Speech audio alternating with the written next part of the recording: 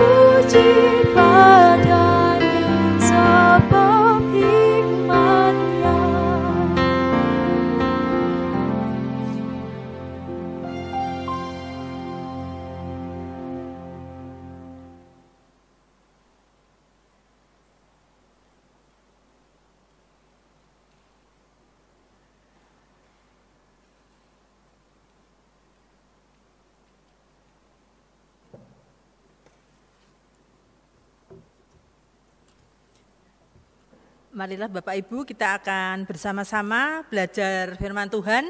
Sebelumnya kita akan berdoa untuk mengawali atau mendasari akan firman Tuhan yang akan kita pelajari. Mari kita bersama-sama berdoa. Bapa kami yang ada di surga, puji syukur Tuhan kalau pada saat ini masih Engkau berikan kesempatan kepada kami untuk boleh belajar akan sebagian firman Tuhan. Kami hanya dapat memohon pertolongan pada Tuhan karena kami manusia yang lemah, kami manusia yang kurang dari apa yang harus kami pikirkan sesuai dengan kehendak Tuhan. Oleh sebab itu Tuhan, ajarilah kami supaya kami boleh memahami akan sebagian dari firman Tuhan yang akan kami pelajari pada saat ini. Jam dan waktu pada saat ini hanya kami serahkan ke dalam tangan Tuhan yang penuh kasih, dan kuasailah hamba-Mu yang kurang sempurna ini. Hanya dalam nama Tuhan Yesus saya berdoa dan mengucap syukur. Amin. Kita akan belajar bersama-sama dari Matius 22 ayat 34 sampai dengan 40. Akan saya bacakan. Ketika orang-orang Farisi mendengar bahwa Yesus telah membuat orang-orang Saduki itu bungkam, berkumpullah mereka dan seorang dari mereka, seorang ahli Taurat, bertanya untuk mencobai dia. Guru, hukum manakah yang terutama dalam hukum Taurat? Jawab Yesus kepadanya, kasihlah Tuhan Allahmu dengan segenap hatimu dan dengan segenap jiwamu dan dengan segenap akal budimu. Itulah hukum yang terutama dan yang pertama. Dan hukum yang kedua yang sama dengan itu ialah kasihlah sesamamu manusia seperti dirimu sendiri. Pada kedua hukum inilah tergantung seluruh hukum Taurat dan kitab para nabi. Kita akan menggarisbawahi pada ayat yang ke-39. Dan hukum yang kedua yang sama dengan itu, kasihlah sesamamu manusia seperti dirimu sendiri. Ya, kita sebagai manusia pada saat ini pasti melakukan suatu aktivitas ataupun kegiatan. Kegiatan rutinitas dalam kehidupan kita kadangkala membuat kita merasa bosan, karena itu kita lakukan secara terus-menerus dan merupakan suatu kebiasaan. Rutinitas yang tanpa kita sadari, yang memang otomatis pasti kita lakukan, seperti halnya mandi, makan, minum, tidur. Nah itu pasti ya, dari pagi sampai dengan malam itu lakukan, dan kita otomatis pasti melakukannya. Tidak ada orang yang bangun tidur, tidak mandi, langsung pergi bekerja. Ya, jadi hal seperti itu sudah rutin, tetapi memang kita lakukan secara tidak ya sadar sih, tapi memang itulah yang kita lakukan secara rutin. Lalu ada aktivitas kegiatan yang rutin tetapi ada saat tertentu kita tidak melakukannya, seperti pekerjaan. Ya, kemungkinan ada hari libur, hari Sabtu atau hari Minggu itu libur. Ya, tetapi itulah kegiatan yang rutin tetapi ada jedanya yang tidak kita harus lakukan. Aktivitas yang mandi dan lain sampai dengan tidur tidak pernah orang mengatakan aku bosan, ataupun mengatakan aku bosan mandi, aku bosan makan, aku bosan tidur. Ya, tidak ada orang seperti itu. Aktivitas yang pekerjaan ataupun kegiatan tertentu ada saat-saat membosankan. Nah, akan muncul seperti halnya saat bekerja yang sampai lembur-lembur ataupun kerjanya terus-menerus. Nah, kemungkinan pada saat itu ada suatu celetukan, aku bosan, aku capek. Nah, ternyata ada beberapa pendapat ya dari beberapa ya mungkin sahabat, pemimpin ataupun kepala perusahaan ya. Nah, ada beberapa pendapat tersebut seperti pimpinan perusahaan akan menyuruh cuti untuk pergi berlibur. Jadi para pekerjanya ya kamu istirahat dulu karena capek, pasti kerjanya kurang maksimal ya. Jadi biar libur dulu.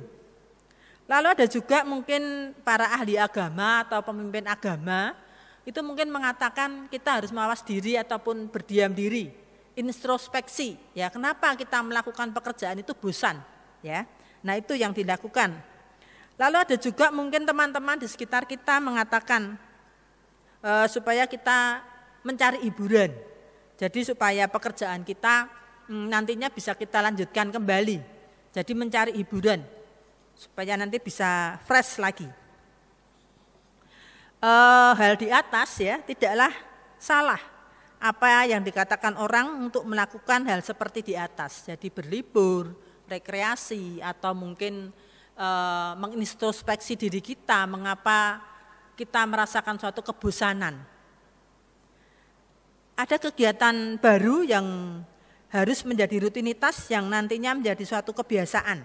Nah, pada saat ini kita menghadapi pandemi bersama-sama ya, yaitu harus melakukan protokol kesehatan yang mungkin tidak hanya di Indonesia, tetapi di seluruh dunia.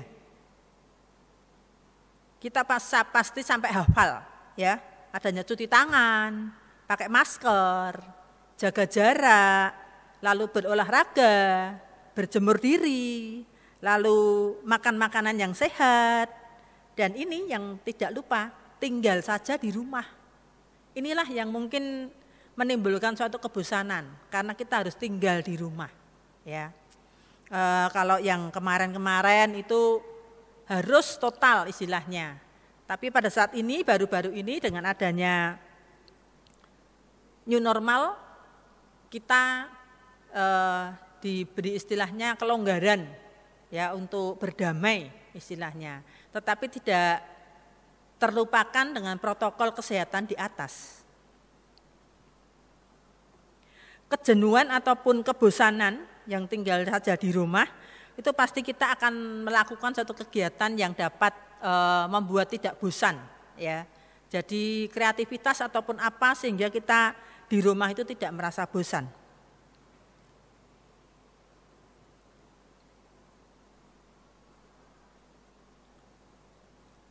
Suatu kegiatan ataupun kebiasaan yang sudah terjadi dalam kehidupan kita, itu suatu hal yang sangat dapat dikatakan merupakan suatu kebutuhan. Nah, kalau itu merupakan suatu kebutuhan, pasti kita melakukannya dengan senang ataupun dengan istilahnya ya harus kita lakukan. Tetapi kalau hal tersebut itu adalah suatu hal yang terpaksa, itu pasti akan membosankan. Ya. Nah, ternyata ada satu psikolog yang mengatakan bahwa kebosanan itu tidak harus diselingi seperti itu. Sebab kegiatan-kegiatan yang kita lakukan dengan diselingi seperti itu pada akhirnya nanti akan timbul kebosanan kembali. Tetapi hal tersebut tidaklah menjadikan sesuatu kesalahan. Memang dibutuhkan rekreasi ataupun berdiam diri sejenak ya, tapi itu hanyalah selingan. Ada seorang pendapat yaitu psikolog John Gardner itu memberikan solusi bahwa kebosanan itu tidak diberi selingan, tetapi kebosanan itu harus diobati. Nah, kalau diobati itu adalah sesuatu yang nantinya akan sembuh, tidak terulang kembali. Dia mengatakan bahwa solusinya obat kebosanan yaitu pelayanan. Ya, ini berhubungan dengan firman Tuhan yang akan kita bahas, ayat yang ke-39 tadi. Mengasihi sesama kita.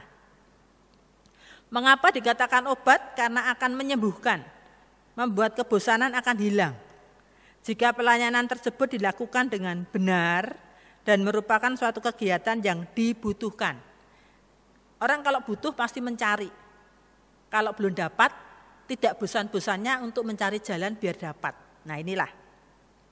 Karena pelayanan yang kita lakukan dengan mengarah bahwa Allah telah memberikan keselamatan secara cuma-cuma kepada kita.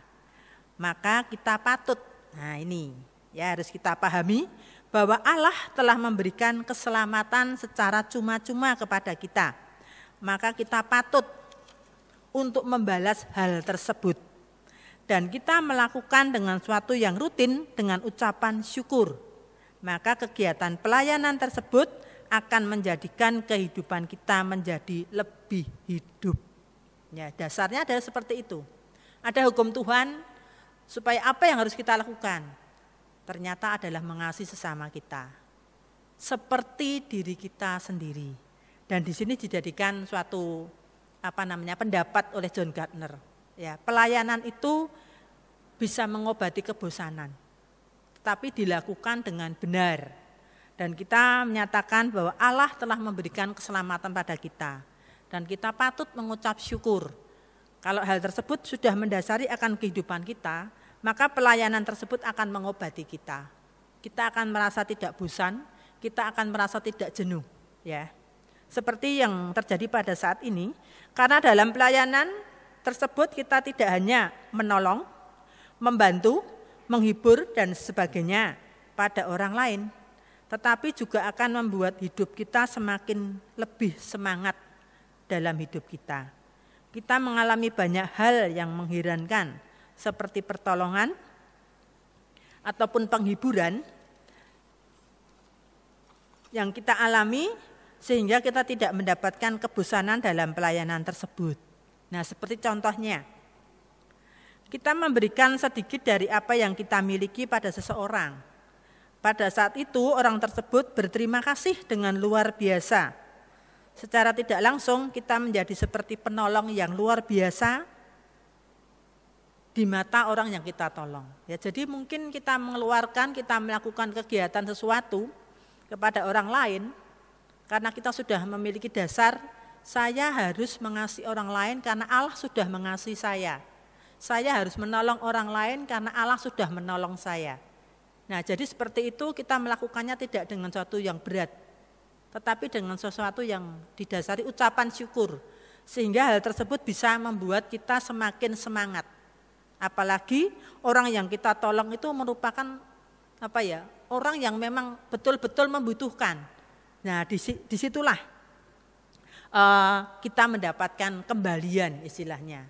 Kita tidak sekedar menolong, tetapi ternyata itu menolong kita.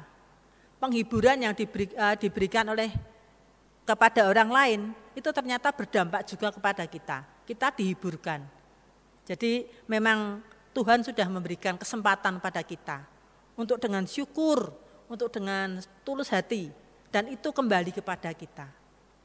Umpamanya kita menolong orang yang menguatkan orang yang sedang sakit, ternyata kita juga dikuatkan.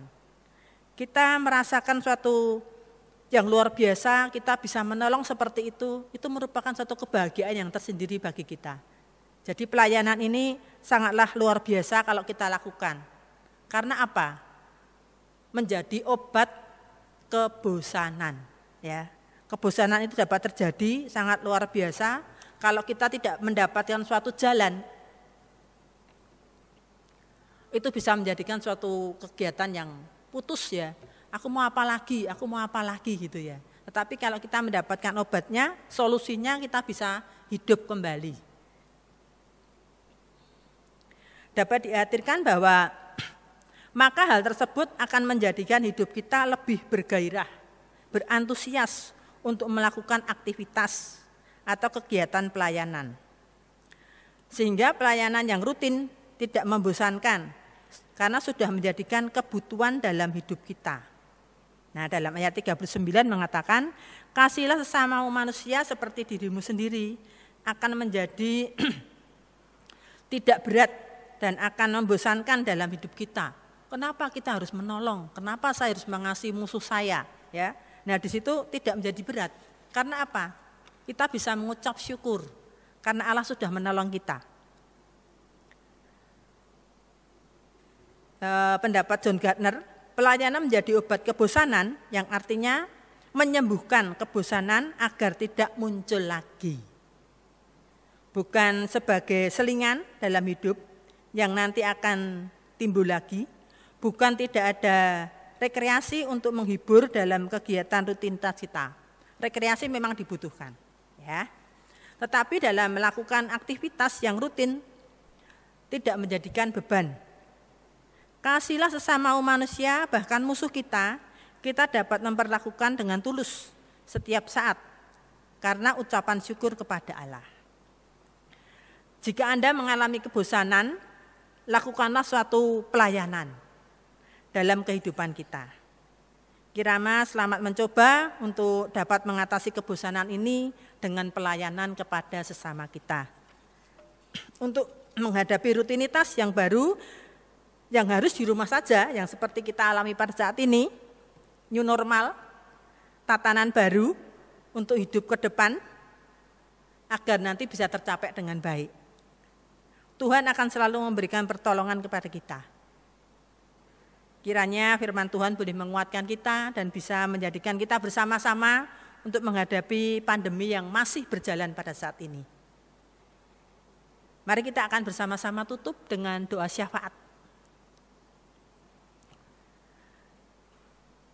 Bapa kami yang ada di surga, terima kasih Tuhan kalau pada saat ini kami boleh mendengarkan, boleh belajar sebagian dari firman-Mu. Biarlah boleh menguatkan kehidupan kami karena kami boleh melihat bahwa Allah selalu menolong kami, Allah selalu memberikan yang terbaik buat kami. Sehingga Tuhan ajarilah kami supaya kami bisa melakukan apa yang Tuhan sudah ajarkan, teladankan buat kami, untuk sesama kami, untuk mereka yang mungkin tidak senang dengan kami. Oleh sebab itu Tuhan, pada saat ini kami boleh belajar akan sebagian dari firman-Mu. Ajarilah kami, mampukanlah kami untuk bisa mengasihi sesama kami dengan tulus hati. Oh Tuhan, pada saat ini juga kami diberikan kesempatan untuk menaikkan doa-doa syafaat kami Tuhan. Kami mengucap syukur Tuhan kalau pada saat ini pandemi yang berangsur-angsur boleh semakin reda. Dan untuk minggu depan Tuhan, kami boleh mempersiapkan, kami sudah kangen untuk bisa bersekutu secara langsung Tuhan, untuk bergereja di gereja-Mu di saat ini. Biarlah Engkau sendiri yang memberikan kesadaran pada kami, kedisiplinan pada kami, sehingga kalau kami boleh mulai beribadah Tuhan, puji syukur. Dan ajarilah kami supaya kami boleh menjaga akan apa yang ada. Kami bisa untuk saling tertib, kami boleh menjaga untuk saling memahami, sehingga nantinya Tuhan kami boleh bergereja secara bertatap muka dengan langsung. Kalau pada saat ini juga Tuhan kami masih mengalami untuk pandemi, bangsa Indonesia ini Tuhan masih banyak di kota-kota yang lain maupun di kota kami, khususnya kota Solo. Kami hanya dapat memohon pada Tuhan supaya kami diberikan kesabaran, diberikan ketelitian, kedisiplinan Tuhan untuk menghadapinya. Dan kami mohon biarlah mereka-mereka yang mungkin belum dengan setulus hati untuk ikut serta Tuhan, ketuklah mereka sehingga mereka boleh bekerja sama, bergotong royong bersama-sama dengan kami semua untuk menghadapi pandemi ini. Dan kami juga mohon biarlah jemaat-Mu khususnya di GKI Sorogenen ini Tuhan boleh menghadapi pandemi yang ada ini sehingga mereka boleh melewati. Mereka boleh tercukupi Tuhan akan kebutuhan-kebutuhan mereka melalui tangan-tangan yang Tuhan sudah berikan sehingga tersalurkan berkat-berkat yang dari Tuhan untuk mereka-mereka yang membutuhkan. Kami hanya dapat memohon untuk uluran tangan-tangan yang Tuhan sudah sediakan buat kami dengan ketulusan, dan Tuhanlah yang akan memberikan luar biasa untuk berkat-berkat kepada mereka yang sudah mengulurkan tangannya. Oh Tuhan, kami mau akhiri persekutuan kami pada saat ini. Biarlah apa yang sudah kami terima, kami boleh memuji, kami boleh belajar akan sebagian firman Tuhan, boleh menguatkan dalam kehidupan kami, dan kami boleh yakin bahwa Tuhan akan selalu memberikan pertolongan kepada kami di saat yang mengenakkan maupun yang tidak mengenakkan. Oleh sebab itu Tuhan, biarlah kami selalu memandang Engkau, bahwa Yesus adalah juru selamat kami dan penolong kami di setiap saat. Ampunkan Tuhan berapa banyak dosa dan kekurangan kami, di dalam kami bersekutu, memuji Engkau dan berdoa menaikkan doa-doa kami. Hanya dalam nama Tuhan Yesus kami berdoa dan mengucap syukur. Amin.